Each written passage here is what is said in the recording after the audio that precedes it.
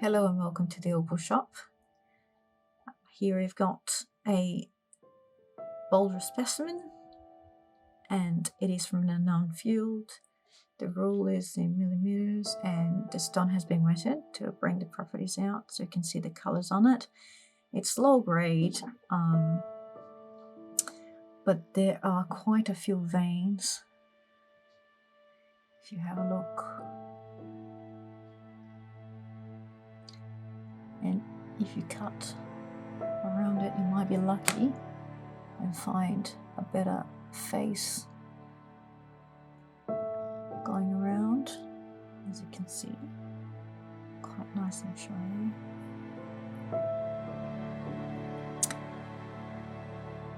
This is mostly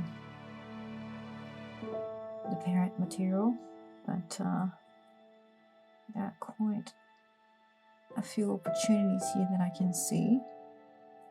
It is good for the price, good for practicing.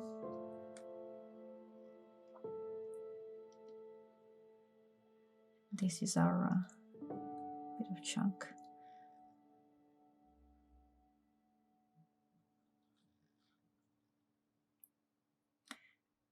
Anyway, I hope you enjoyed it.